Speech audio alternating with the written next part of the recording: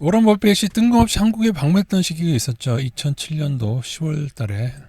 그 당시 뉴스를 보시면은 버핏이 한국을 방문해서 막 대구택 칭찬을 하고 그러더니 한국 경제 10년은 더 잘 나갈 것.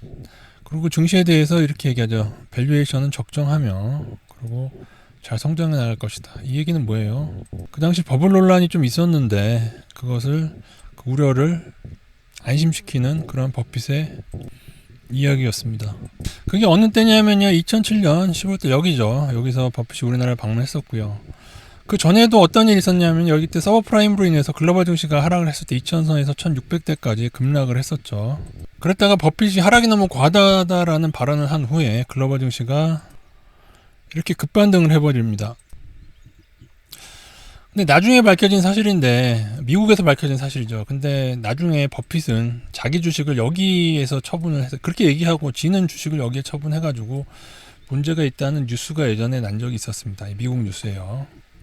자, 뉴스를 다시 한번 볼까요? 버핏은 코스피 지수가 마이너스 50%로 폭락하기 직전에 한국에 와서 투자자들을 안심시켜서 그 당시 버핏을 쫓아간 사람들은 정말 그냥 망한 게 아니고요. 제 주위에도 꽤 있었는데 정말 많이 망했습니다. 코스피야 뭐 마이너스 50% 정도 하락해서 그쳤지만은 코스닥은 841에서 245까지 폭락을 해가지고요.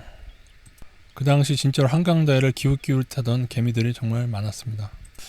버핏이라서 저 삐끼질할 때가 코스피가 PER이 얼마였냐? 요 코시스 사이트 가시면 되는데 코시스.kr 가시면 볼 수 있는데 그 당시 PER은 16.89였습니다. 높을수록 고평가죠. 2008년 반땅을 당했으니까 8.57로 당연히 절반으로 떨어졌겠죠. 지금은요. 우리나라 지금 4월 달에 12.3이고 좀 더 떨어졌으니까 지금 한 10.4나 10.5 정도 될 것 같은데. 그죠? 그리고 재밌는 사실은요. 실적 대비죠. 만약에 여기서 코스피가 15%가량 더 떨어지잖아요. 그러면 2008년도 레벨 수준으로 급락하는 겁니다. 주가가 높지만은 실적이 좋아져서. 그리고 현재의 PER도 2020년 폭락 때보다도 PER이 더 낮아요. 왜 그러냐면은 작년도 실적이 엄청나게 좋아져서 그렇죠. 물론 그게 일시적이다라고 얘기하실 수도 있는데 만약에 일시적이라면은 나스닥이 더 문제죠. 나스닥의 지금 PER 얼마예요? 얼마 전 PER 30에서 현재는 22까지 떨어졌습니다. 21점 몇이죠. 숫자로만 보세요. 나스닥보다 현재 우리가 훨씬 더 저평가고 일본이 더 저평가고 그냥 저평가 투자하시면 돼요. 나스닥은 이것도 좀 문제가 있어요. 자사주 매입을 너무 많이 해서 실적이 이만큼 따라온 게 아니라 그래서 PBR은 훨씬 더 고평가고 PER만 조금 낮아진 효과를 일부 내고 있죠. 물론 실적이 좋아진 건 사실입니다만 나스닥 실적만 좋아졌냐 이거죠.